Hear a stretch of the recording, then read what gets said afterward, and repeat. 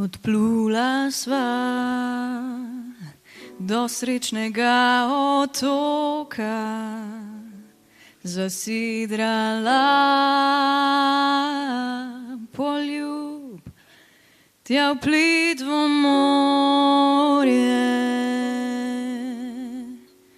kaj sproži obal ta svet, kot puščico lahno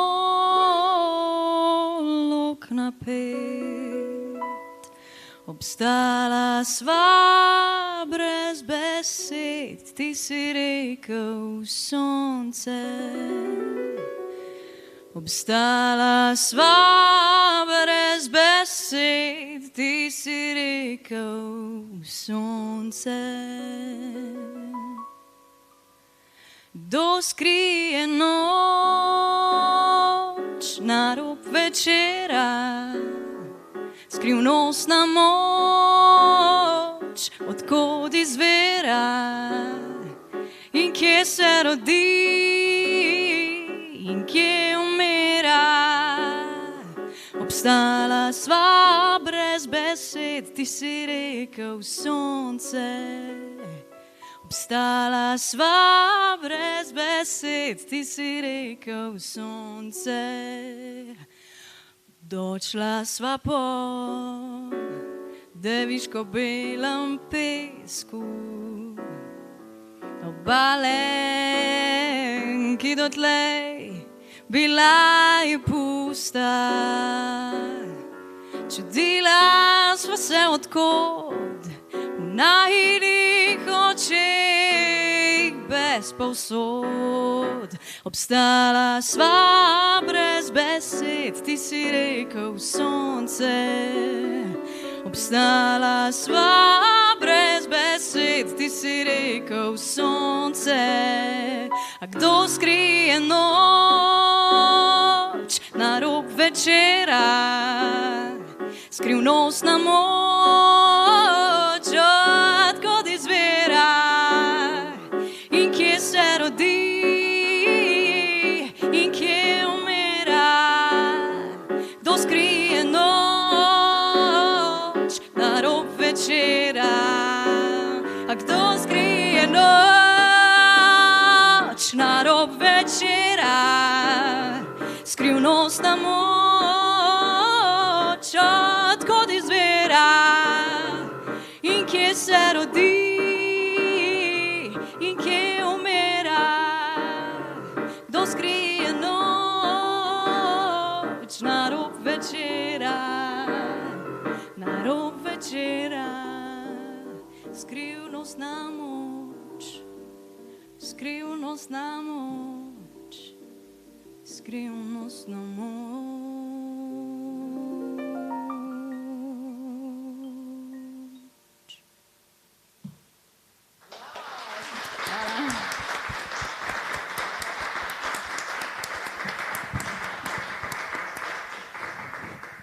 Hvala lepa, mlada umetnika, štipendistka MOL, pevka Eva Vene, ki jo je spremljal Jure Bergant. Zdaj pa lep dober večer vsem, ki ste tukaj, pa tisti, ki nas gledate po Facebooku. Mi smo z vami, vi bodite z nami. Nekoga tukaj fizično ni. Morda ste opazili, da en manjka iz ekipe. To je profesor dr. Miha Škrlevaj, ki je napisal izjemno pomembno knjigo Postherojsko vodenje, kontekst, proces in rezultati. Zato je pa tukaj z nami tista, ki je dala idejo in je vse začela. Kot veste, se pri ženskah začne že od Eve naprej. In lepo te pozdravljam, draga Anja Ferjančič. Ti si svetlo sonce, odhod izvira iz tvoje ideje, o čemer bomo še govorili. Zdaj pa lepo prosim, če poskusimo vključiti profesorja Škrlevaja, da on sam pove, zakaj ga ni tukaj le. Ja, dober večer, pozdravljeni, ne bomo ostali brez besed. Hvala za namig sicer, Eva. Profesor Miha Škarlavaj vas vse pozdravlja, ampak ker sem radika in ker sva novinarki, vedno preveriva pri Veru, tako da zdaj njegovo glasovno sporočilo poslušajmo. Spoštovane in spoštovani, dober večer. Višja sila mi je žal preprečila, da bi se današnjega večera z Manco Košir udeležil tudi v živo. Zato pa mi je v čast, da bo tekel pogovor ravno o knjigi Postherojsko vodenje. Gre za knjigo, ki je išla v mesecu februarju v svojem angleškem izvirniku, sedaj pa smo dočakali tudi slovenski prevod. Tega sem izjemno vesel. Gre namreč za zgodbe slovenskih vodij v slovenskih organizacijah, ki kažejo boljšo pot v prihodnost. Gre dejansko za zgodbe, katerim sva prisluhnila v okviru vodenja s posluhom na Valu 202 skupaj z Anjo Hlača-Ferjančič. Upam, da vam bo današnji večer v veselje, knjiga pa v navdih. Vse dobro želim in vas lepo pozdravljam, Miha. Hvala, dragi Miha, da bi se zdravje povrnilo. Mi bomo pa že kako, ker se bova znašli brez modrega moža, boš ti, Anja, povedala, kdo je. Naj pa jaz povem, da me je zelo presenetilo, kaj je gospod profesor napisal na začetku knjige. Napisal je namreč: prvi korak je bila ideja Anje Hlača Ferjančič, sijajne novinarke radia Val 202. Narediva serijo pogovorov z vodji o njihovih težavah in uspehih, je rekla, in tako se je vse začelo. In to je prvi znak, da ta profesor nima takega ega kot mnogi drugi, ki vzamejo ideje, pa niti hvala ne rečejo. No, tle imate eno, ki ima veliko izkušenj s tem, in nisem zamerila, ker to pač potrebujejo. Miha Škarlavaj očitno ne, ker je prav poseben človek in velik znanstvenik in res nima potrebe, da bi se kitil s tujim perjem. Zato te lepo prosim, Anja draga, če nekaj malega prebereš o tem, kdo je nocojšnji avtor, knjige so pa tam na voljo. Ja, morda samo to, začelo se je z radijskimi oddajami in zato sem bila omenjena. Pri knjigi pa res vsa zasluga profesorju Mihi Škarlavaju, tako da tukaj si ne lastim uslug ali pa zaslug in kar takoj povem, da sem res navdušena, kako je stvari iz radijskega etra pretvoril tudi v knjigo, ki je znanstvena publikacija, ampak izjemno prijetno branje tudi, kar se mi zdi menitno. In Manca je seveda že vedela, da če bi zdaj mi dala prosto pot, da bi povedala še kaj o profesorju Škarlavaju, bi lahko to trajalo kar nekaj časa. Zato bom z veseljem pograbila ta namig in o njem kar prebrala iz knjige. Ker se mi zdi fino, da izveste, za koga gre, pa morda ga celo poznate. No? Je pa Miha zdaj z nami tudi nadaljavo, tako da Manca morava biti kar pazljivi, ne? Da ga ne bomo preveč hvalili. Doktor Miha Škarlavaj je prodekan za raziskovalno delo in doktorski študij, redni profesor za področje menedžmenta na Ekonomski fakulteti v Ljubljani in pridruženi redni profesor vodenja in organizacijskega vedenja na BI Norwegian Business School. Njegove raziskave so požele zanimanje vodilnih svetovnih medijev, kot je The New York Times. Izsledke raziskav aktivno širi kot radijski sovoditelj, ustvarjalec podcastov, kolumnist in pisac blogov. Ima obsežne mednarodne praktične izkušnje z izvajanjem delavnic, usposabljanj in svetovanj strankam v Skandinaviji, Srednji in Vzhodnji Evropi in na Kitajskem. Poučuje na doktorskih, MBA, executive in magistrskih programih v Evropi in Aziji in redno moderira delavnice s praktiki na temo medkulturnega menedžmenta, organizacijskega razvoja in sprememb razvoja vodij, ravnanja z ljudmi pri delu, ustvarjalnosti in inovativnosti. Hvala lepa, Anja draga.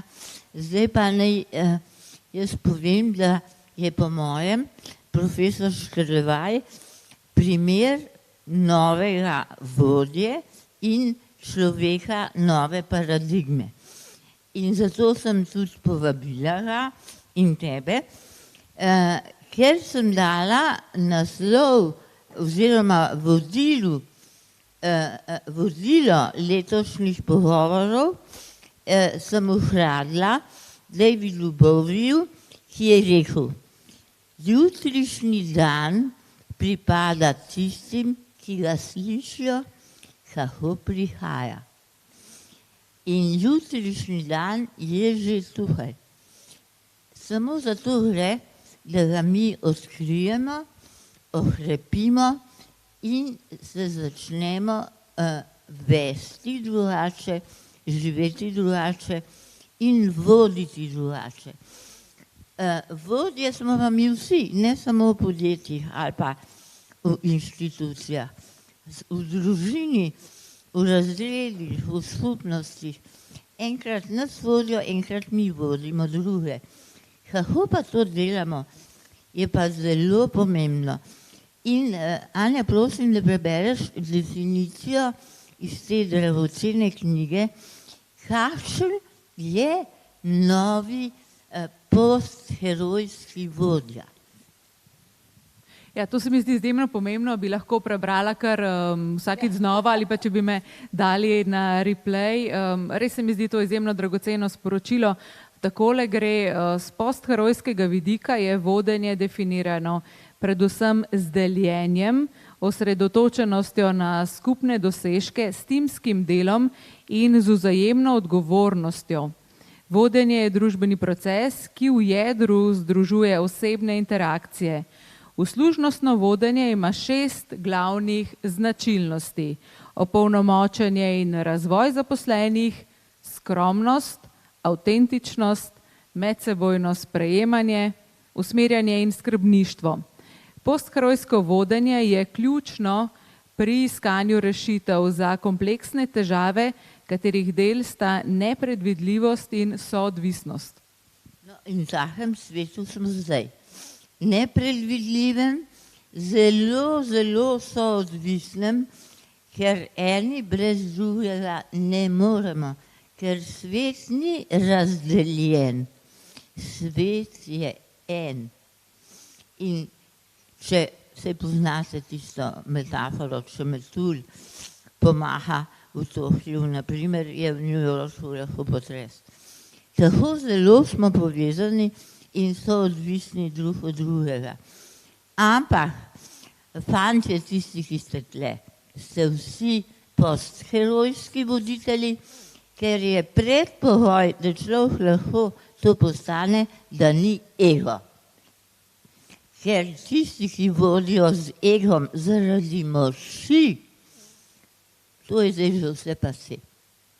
Bude mogoče za začetek nekaj o tem pase. To preprosto ne gre več.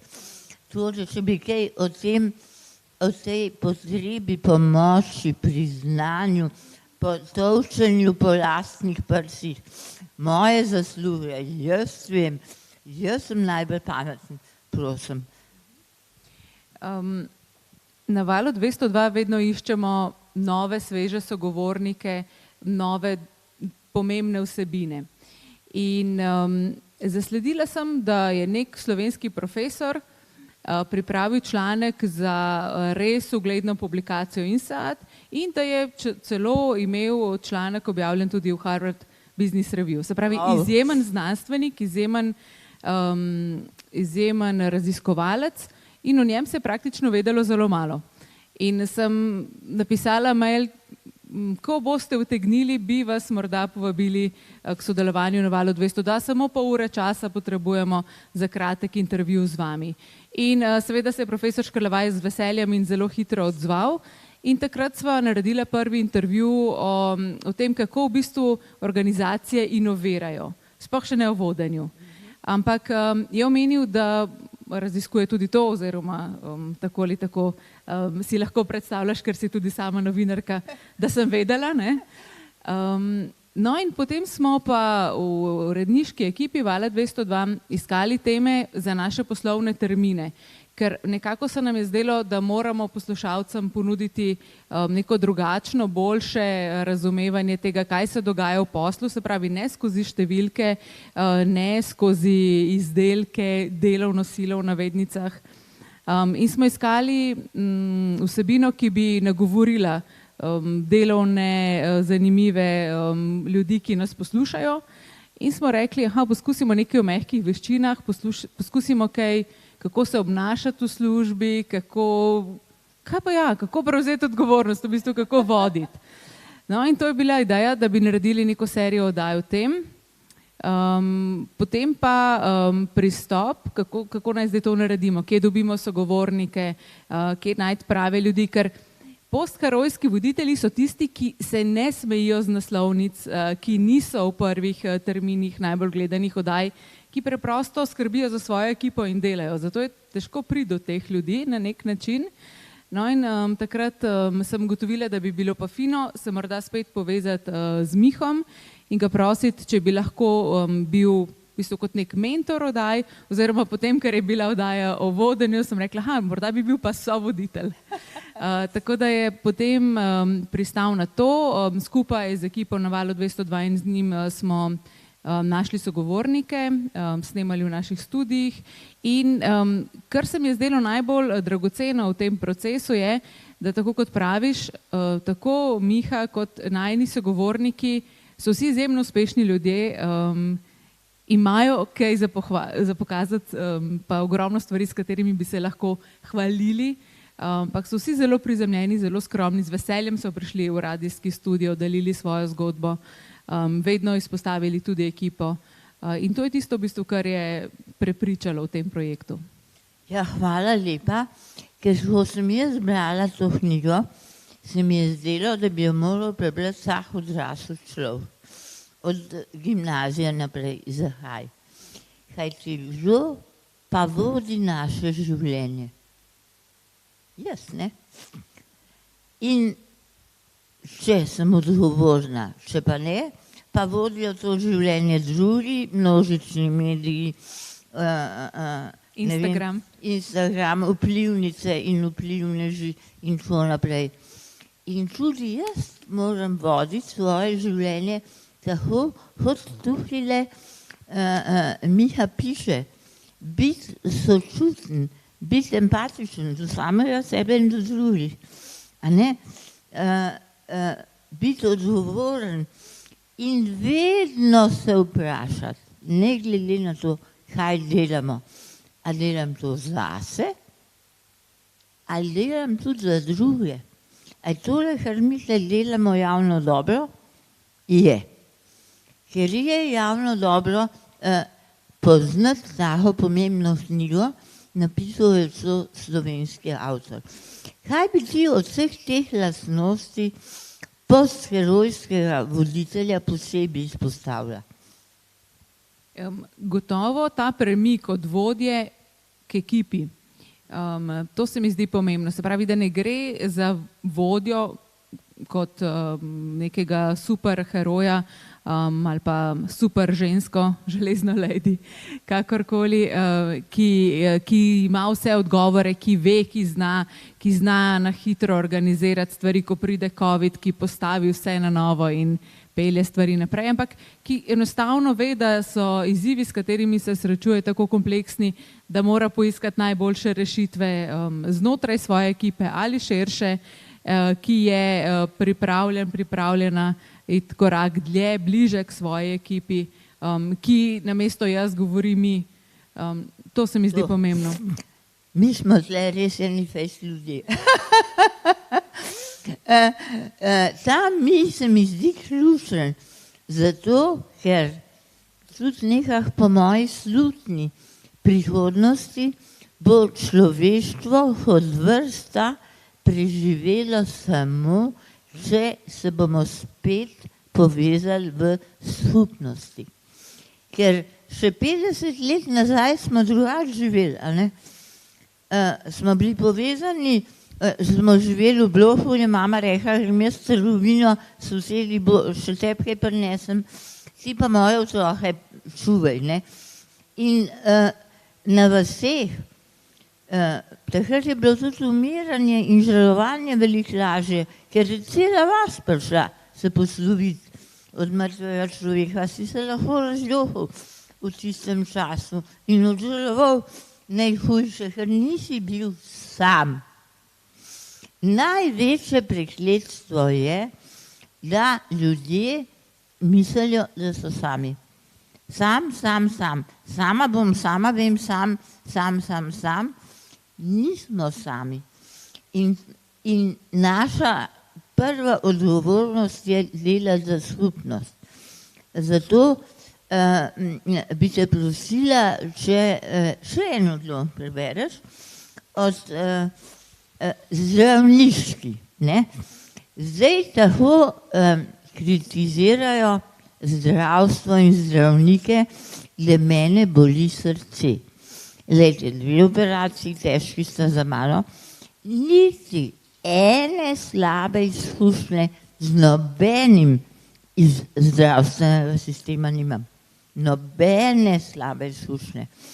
Se zgodijo kakšne napake. Prosim, ena od lastnosti dobrega voditelja je, da napake dopušča. Ne dopušča pa njihovo ponavljanje. Zato se napako pogleda, napako prizna, o napaki spregovori in napako popravi. Ne pa glede, v Celju se je zgodilo to pa to. S prstom kažemo, kaj ima s tem direktor? Ja, ali pa, da bi ne odstopil. Ali pa ne vem kdo. Vedno mora biti en drug kriv. Ne, pogovarjati se je treba, komunicirati se je treba, opraviti se je treba. In tukaj je zelo to poudarjeno, a ne, pogovarjanje, poslušanje, zaupanje. Meni en najsvetlejših tvojih likov iz tvoje oddaje je profesor pediatrije, ki je prevzel zelo težko nalogo, od strokovnjaka je postal vodja. Pojma ni imel. Ampak en najboljših vodij, kar jih imamo. Zakaj? Če prebereš nekaj iz tvoje oddaje, ker je profesor Škrlevaj povzel.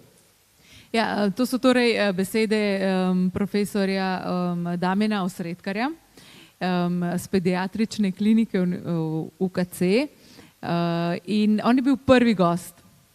Prvi gost oddaje. Zelo dragocen gost, tema je bila pa, kot praviš, od eksperta do vodje, ker je to res velik izziv. Mi vidimo nekoga, ki dobro dela, postane vodja in potem, kot praviš, ni imel pojma in to tudi prizna zdaj, čez nekaj trenutkov razkrijem. To je veličina. Takole gre. Manca je pa srček narisala zraven tega komentarja. Ko sem delal v Oslu ali pa v San Franciscu, sem spoznal, da so bili največji mojstri na svetu v medicini vedno taki krasni, preprosti, topli ljudje, ki niso na vsak način poskušali iztrgati iz rok vsega vsem ostalim, samo zato, ker bi jim lahko. Temveč so bili enostavno ravno obratno, tisti, ki so največ dajali od sebe. To so bili eni mojih prvih mentorjev, ki so mi dajali naloge, ki so se mi zdele zelo velike, ker sem jaz takrat mislil, da jih nisem sposoben narediti. Skozi to tudi zelo zrastaš. No, so pri teh nalogah, ne. Dober vodja zaupa, da bo ekipa znala, če pa ne, bodo pa skupaj naredili. Ne pa samo jaz vem, samo jaz lahko. Poj pa je seveda sam in sama. No, ja, morda ravno o tem govori potem v nadaljevanju gospod Osredkar. Nisem ekspert, sem neki naturšček pri vodenju in mislim, da bom tak do konca. Osebno se tega lotevam tako, da se na rednih srečanjih ali pa srečanjih 1 na 1 s kolegi veliko pogovarjam in da skupaj zastavljamo stvari oziroma poskušamo identificirati težave. Skupaj potem tudi iščemo rešitve. Ja, ta skupaj, a ne? In v družini je zelo pomembno, da imamo vsaj en obrok skupaj, da se pomenimo. Kaj je bilo v šoli, kaj je bilo vse, kaj je tam skupaj. Ko šef pride v službo, jaz sem bila več kot 10 let vodja oddelka za novinarstvo oziroma katedre, vsak dan sem potrkala na vrata svojih sodelavcev. A je kaj novega, se imamo kaj za zmeniti, a so kakšne težave, kaj predlagate. Niti enkrat se nismo skregali. Ko sem jo šla in se je nehala ta praksa postherojskega vodenja, so se skregali. Zelo hitro. Ker to je fajn voda na mlin tistih egov, ki se hočejo izpostaviti. Ne? Če imajo priložnost, bodo to naredili. In ta skupaj je zelo pomemben. Ne vem pa, a je profesor še predstojnik tega pediatričnega oddelka. To sem pa pozabila pogledati. A ti kaj veš? Ne vem, ker zdaj nekaj časa nisem z njim govorila. Z njim smo oddajo snemala še leta 2019, se pravi še pred covidom. In kar se mi zdi zanimivo je, da smo naredila že cel niz oddaj o postherojskem vodenju, potem je prišla korona in je to postherojsko vodenje v bistvu postalo pravi hit. Zato ker takrat se pa ni dalo več voditi na način, jaz pridem v pisarno in ti povem, kaj delaš, ker so bili ljudje doma, oziroma večina jih je delala od doma in je bilo treba delo organizirati na drugačen način. In potem sva res dobila velik zagon še za eno serijo z Mihom. Glede gospoda Sredkarja pa ne vem, ampak mislim, da ja. Ne? Upam, da je še eno. Zdaj si omenila COVID. Po COVID-u je marsikaj, da ne rečem, vse drugače od prej. Tudi veliko je dela od doma. V tej knjigi se temu reče hibridno. Delo, ker so različne oblike. Enim res paše delati od doma, eni pa to prehlinjajo. Zdaj sem pa cel dan v pižami, sploh si več glave ne umijem, se več ne zrihtam, ker mi ni treba iti v službo. Tako da imamo dva ekstrema, od do. In ta vodja postherojski mora znati upravljati in voditi te ljudi, ki delajo od doma. No, kakšne izkušnje si poslušala za mikrofonom oziroma pred njim?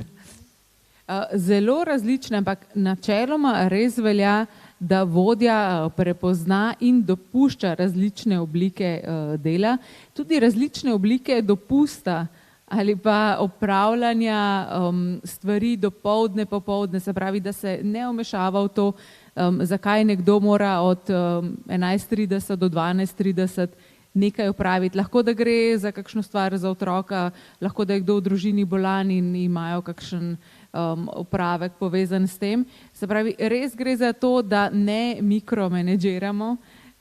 In to se mi je zdelo res zanimivo, ker smo imeli sogovornike zelo različnih področji. Neverjetno, od medicine do IT-ja, od zabavne industrije do čisto tradicionalne. AMZS. Genialna direktorica, ki prav nemajo dopusta hočjo. Ja. In a mislite, da je kdo to izkoriščal? Noben. Ja, tudi podjetje Mikropolo, ki je zdaj spet dobilo nagrado za ravnanje s človeškimi viri, podobno, nimajo omejenega števila dni dopusta. Potem spet recimo čisto drugačna zgodba Dunkin Devils, ne vem, če poznate to res globalno uspešno skupino, ki nastopa, spomnite se in so tam, se pravi na najbolj nemogočih krajih, so pa bili tudi tule pri sosedih v Tivoliju. Ko pa res delajo takšne vragolije, da je njihovo življenje odvisno od zaupanja, v člane ekipe, v vodjo.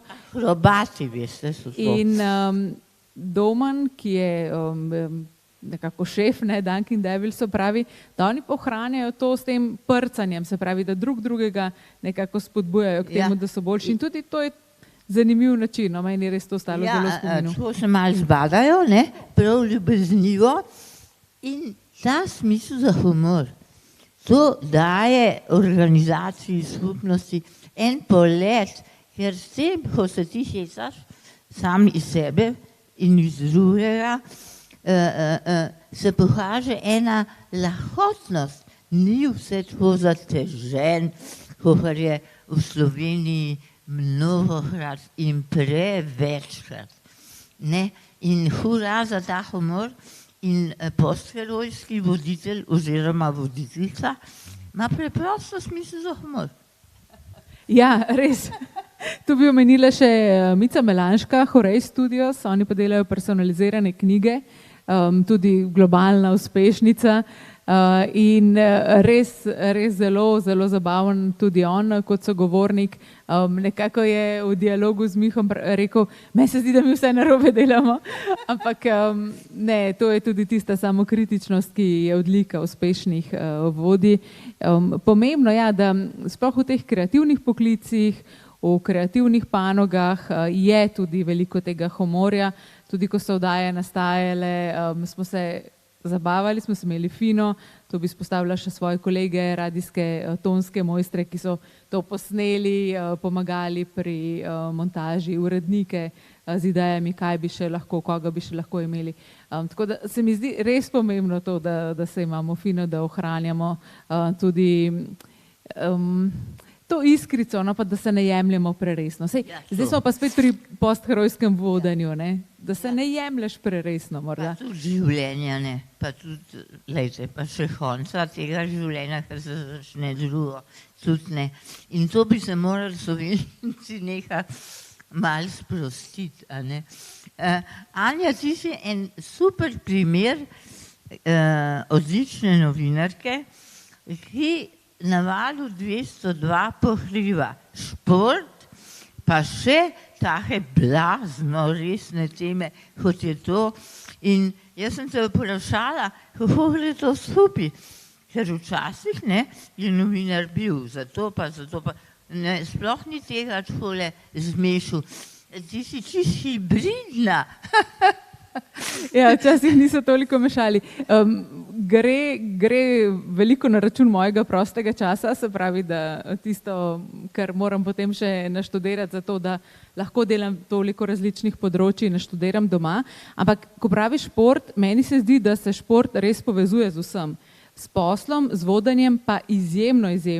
In tudi z Mihom Škrlavajem sva imela idejo, da bi gostila nekoga od selektorjev, nekoga iz višjih vrhov športnih organizacij, pa še ni prišlo na vrsto, upam, da še bo, ker je vodenje v športu tudi izjemno velik izziv, tudi ni nujno samo postherojsko. Sama vidim ogromno primerov klubov, reprezentanc, ki so vodene zelo drugače in to je danes, sploh za mlajše generacije športnikov, slabo, ja. In bi mi bilo zelo dragoceno imeti knjigo o postherojskem vodenju v športu, tako da Miha, če poslušaš. Ja. Miha, novo delo.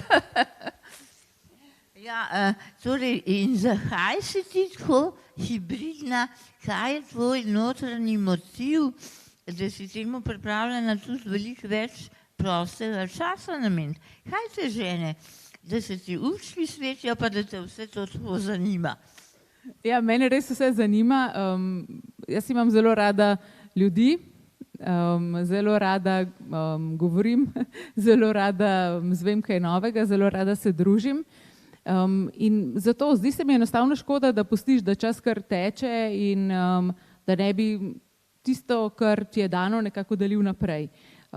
Zato, ne nujno zato, ker se mi zdi, da je moja služba tako zelo pomembna, da moram delati ekstra ure, ne čeprav jih, ampak enostavno sem vesela, da lahko delam na Valu 202, da imamo možnost, da smo lahko kreativni, da srečujem izjemno zanimive ljudi, tudi ljudje, ki so bili gostje v oddaji, v tej knjigi, so bili izjemni. To je, kot bi se v bistvu priklopil na nek enoten polnilec, ne, ki ga bomo zdaj dobili, ko ti razlagajo ti vrhunski voditelji, kako oni delajo, ko direktorica Mlekarne Planika razlaga, kaj vse dala čez v življenju.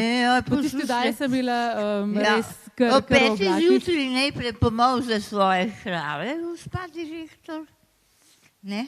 Potem se pa počasi odpravi v službo.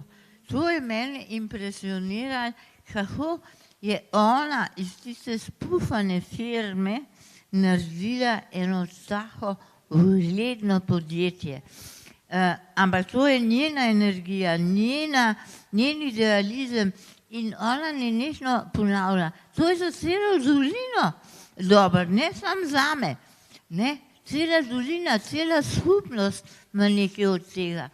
In smo spet pri tej skupnosti, ki je po moje ključna za preživetje človeštva in teh časih, ki zdaj pridejo. Anja, ali imeli ste in moške in ženske?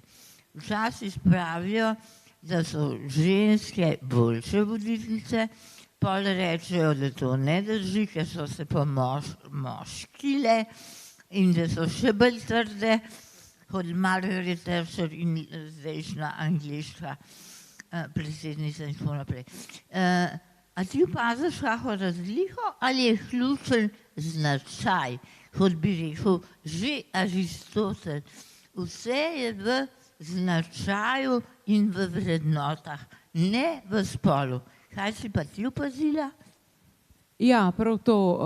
Ne bi rekla nujno ženske so boljše voditeljice ali pa ženske so a priori postherojske voditeljice.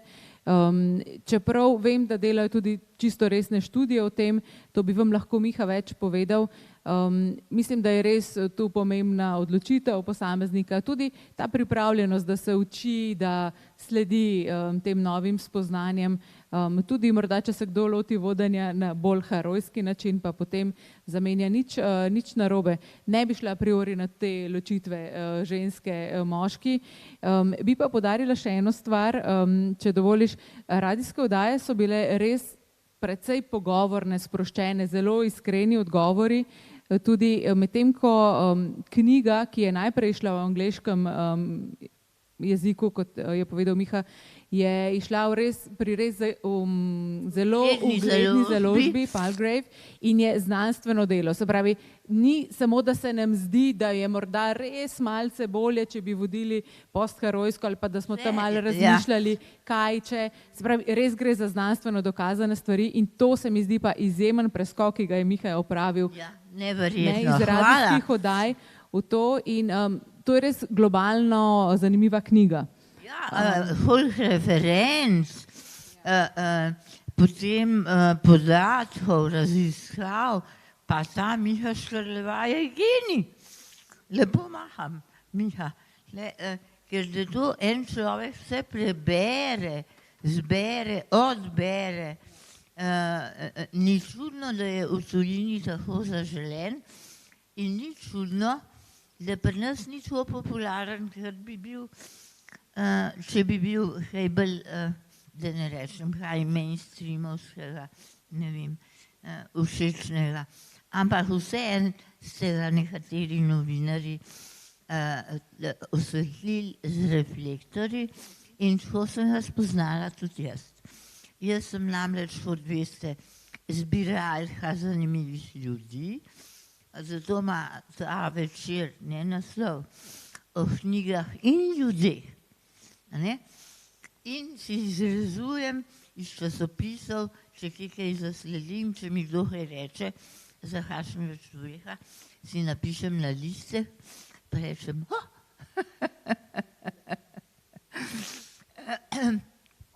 še nekaj se mi zdi super. Mi pravimo, da živimo v racionalni paradigmi. Jaz bi si včasih malo več razuma želela, ampak da nas pa vodi samo razum, to je pa greh v prepad. In tele voditelji tukaj so tako lepo poudarjali pomen intuicije. Ne? In tudi ti, kot novinarka, imaš en nos, a ne? Ti intuicija dostakrat pomaga, da nekaj rečeš, ja, bom ali ne bom, ali se odmakneš, se približaš, ne? Kaj pravi ta knjiga, te vodje, ki ste jih vidva imela o intuiciji in kaj ti misliš o tem?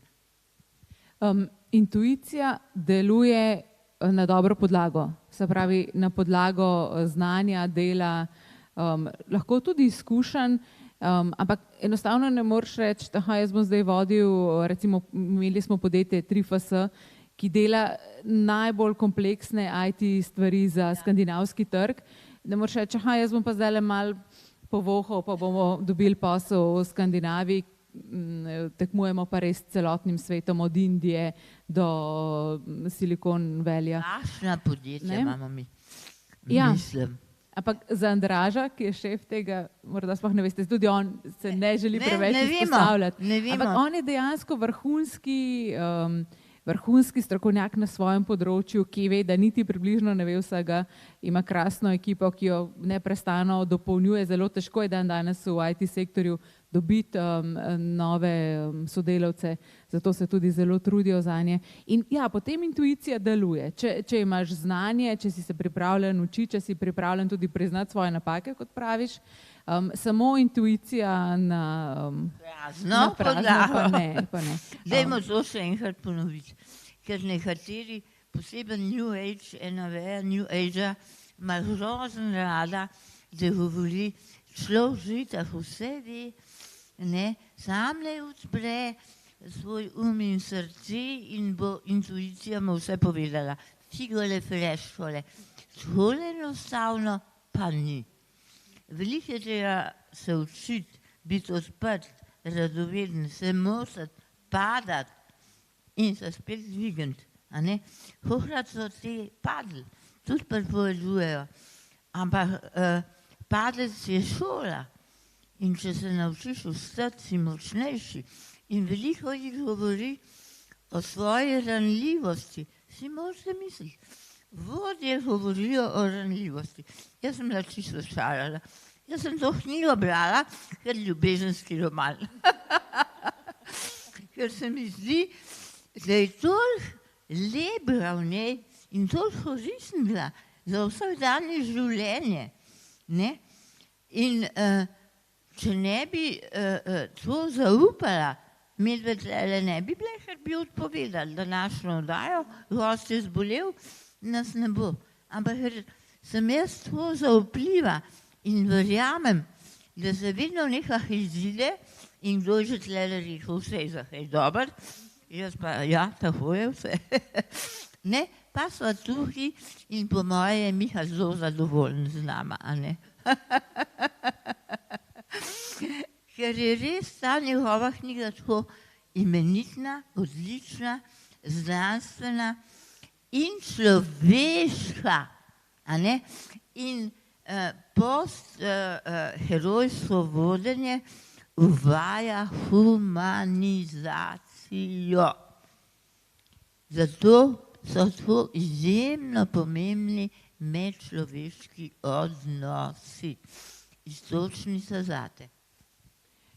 Ko sva začenjala serijo oddaj Vodenje s posluhom, smo na Valu 202 imeli idejo, da bi bil naslov bistveno bolj udaren, provokativen. Ne? Ja, sedila. In je rekel Miha, ne, jaz bi tako Vodenje s posluhom, mi smo bili brez veze, nič ne pove v bistvu. Ampak ravno to, se pravi, postherojski vodja je nekdo, ki ne sili v spredje, ki ni bombastičen, ki nima 5 korakov do popolnosti. Ne?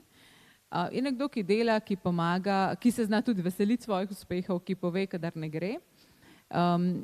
Moja nekako skrivna želja je bila, da ko bi te oddaje ljudje poslušali, pa zdaj, ko berejo knjigo, da bi se še kdo od srčnih, dobrih strokovnjakov odločil za to, da bo vodja, ker je danes se je zelo težko odločiti za to, da boš vodja. Ogromno preprek, finančna nagrada je praktično zanemarljiva oziroma ponovadi v minus. Se mi zdi, da je škoda, ne? Da se najboljši ljudje ne odločajo za to, da bi vodili. Tako da upam, da bo kdo to prebral in se navdušil, da bi prevzel še več odgovornosti, da bi oblikoval boljše odnose v organizaciji. In tukaj bi izpostavila še eno stvar, da z Mihom nikoli v procesu oddaje ali pa zdaj, ko je pisal knjigo, nisva razmišljala samo o podjetjih, ampak vselej tudi o organizacijah, zdravstvu, šolstvu, javni sektor. Saj sem kar dolgo zdržala brez omembe te zloglasne besedne zveze. Ja, se pravi, tudi za to gre, da bi vsa področja našega življenja, dela vstopali postherojski voditelji. To se mi zdi zelo pomembno. Ja, res je. In da bi spet vzpostavili zaupanje. Včasih smo se vozili s kolesi, noben v naši družini ni imel ključavnice. Mi smo kolesa tako pustili, nikoli nam ga niso ukradli. Jaz sem imela močno ključavnico na mojem poniju, pa se je meni pripeljal, ne vem, en avto, pa ga je celega prijel, pa vržil in odpeljal. Tudi ključavnica nič ne pomaga, če jo imamo, če je svet tak, kakršen je, ampak ta svet propada. Ta svet propada in to lahko vidimo na lastne oči. In še bolj bo propadel, ker so te nove oblike življenja in zavedanja bolj tihe, ampak žarijo kot svetilniki. Zato jim jaz rečem, da so otoki svetlobe. In gre za to, da se mi, ki smo otoki svetlobe, med seboj povežemo. In poslušajte, ne bom povedala imena, ampak en največjih svetovnih intelektualcev se je odločil, da bo kupil kmetijo in da bo začel na zemlji permakulturno kmetovati. Zato, ker želi, da bi imeli njegovi otroci in vnuki kaj za jesti in hoče biti samooskrben. In ko mene moji vnuki vprašajo, Manca, kaj je v tem času, ki prihaja, res zelo pomembno. Jaz vedno odgovorim, znati delati z rokami. Kot direktor Molze Hrave, o 5. zjutraj. Karkoli. Ali pospravljamo, jaz vse več perem na roke, z enim takim spoštovanjem, da bo to del časa trajalo, če bo na roke upravljati, da ne bom to vode porabila. In vidim, kako sem bolj zadovoljna in srečna in izpolnjena, ker vidim v tem nek smisel. Če kar vržem kaj v pralni stroj, se mi ne zdi tako zanimiv. Spet šivam. Luhanca na nogavici lepo zašijem, ker še znam. A mislite, da te generacije zdaj znajo šivati pa zašiti? Ne znajo. No, ampak to so znanja, ki se bodo vsa prebudila in so šole, ki to znanja zahtevajo. Valdorfska šola, recimo, imajo vrt, morajo vsi delati na zemlji. Fantje in punce morajo znati hvačkati, štrikati, zašiti in vse. Zato, ker so to otoki svetlobe. Kaj bi pa še ti pridodala, Anja? Veš, kaj mi je všeč? Kaj si rekla, kako se vi na Valu 202 dobro razumete. Ker zdaj gledamo to agonijo javne radiotelevizije. Ja, poslušajte, ti ljudje znotraj so skregani med sabo. Ne sam pritiske od zunaj, znotraj. Pri vas pa tega ni. Ja, mi smo res super ekipa in imamo tudi zelo postherojske urednike. No to, Se pravi, naša uredniška ekipa je res, bi lahko bila tudi študija primera za to knjigo. Zdi se mi zelo dragoceno delati v okolju, kjer je dovoljeno biti kreativen, tudi precej utrgan, ker smo vsi malo posebni, ne. Sama zelo dobro poznaš novinarje in ja, novinarji načeloma smo precej samovšečni, zahtevni, večno nezadovoljni, ampak na Valu to nekako dosti dobro znamo pregnesti. Tudi precej odprta komunikacija, dajanje povratnih informacij in podobno. Tako da meni je to zelo všeč. Všeč mi je, da lahko pridem z idejo, da bi imeli oddajo o vodenju in noben reče, misliš, da bo to poslušala, zakaj bi to imeli? Dajmo in pol, če ne bomo nekaj spremenili. Dajmo jih narediti 5, pa naprej. Se pravi, ja, res se da in je zelo odprto, je pa tudi dejstvo, da ogromno delamo, radio je kronično kadrovsko podhranjen, tako da res ogromno delamo.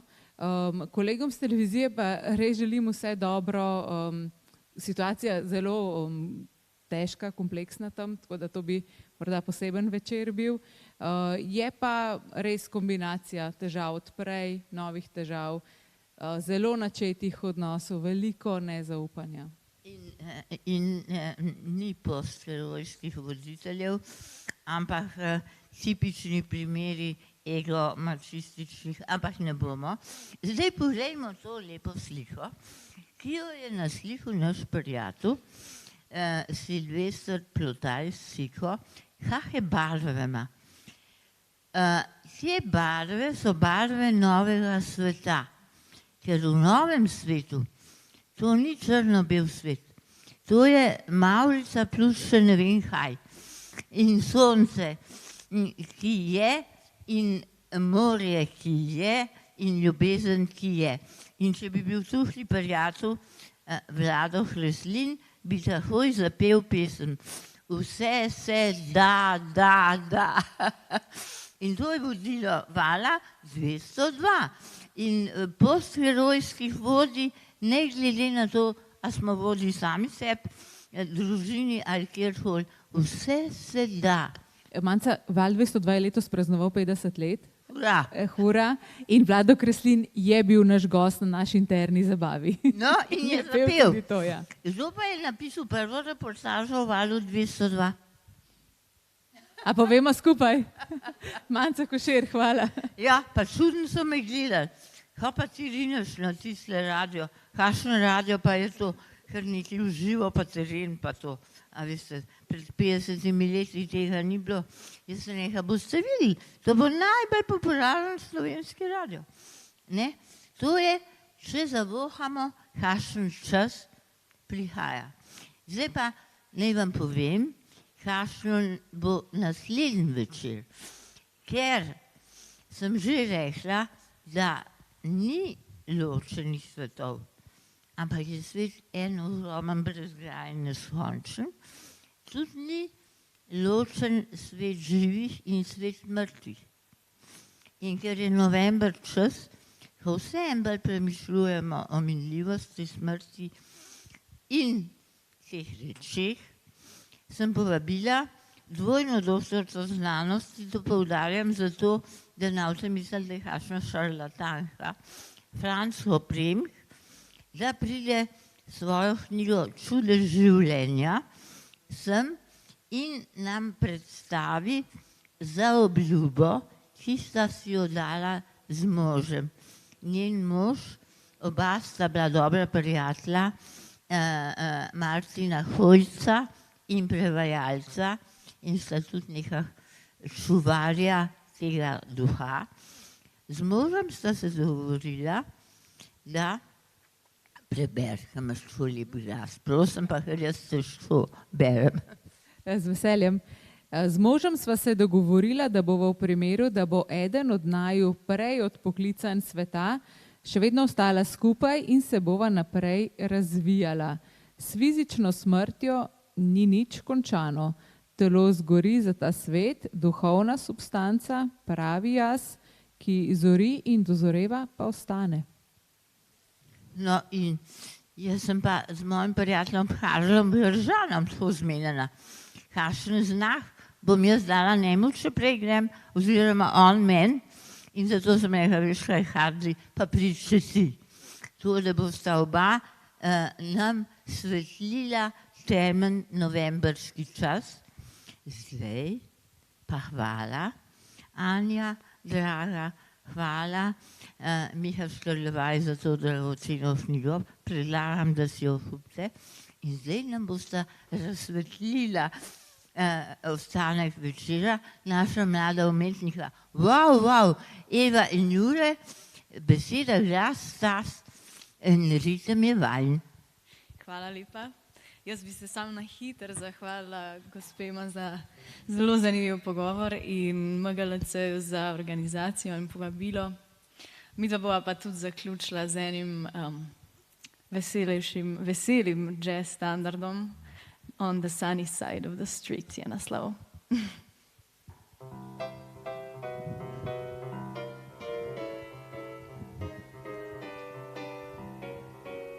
Grab your coat and get your hat. Leave your worries on the doorstep. Just direct your feet to the sunny side of the street. Can't you hear that pitter-pat and that happy tune in your step? Life can be so sweet on the sunny side of the street. I used to walk in the shade with those blues on parade, but I'm not afraid of this rover crossed over. If I never have a cent, I'll be rich as Rockefeller.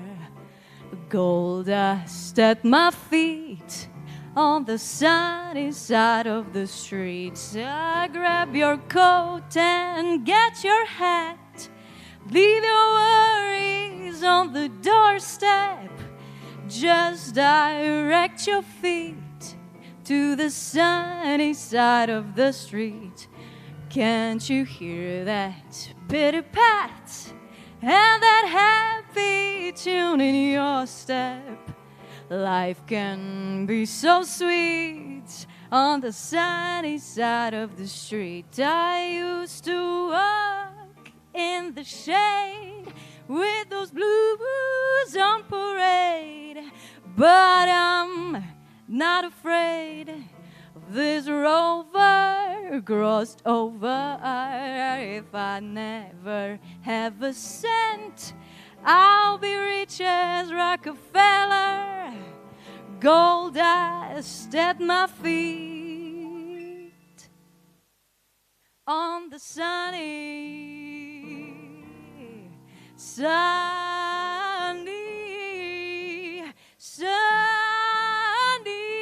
side of the street.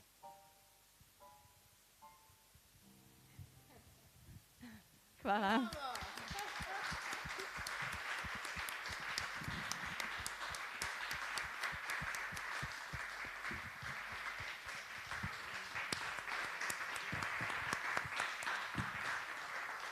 Hvala lepa, življenje je lepo, Ani. Torej, se vidimo 13. novembra tlele, pa pred računalniki, ker so prenosi v živo. Anjo, še enkrat hvala lepa. Hvala vsem vam, ki ste prišli. Lepo je biti z vami, ker čutimo to vibracijo odprtega srca. Hvala, lahko noč.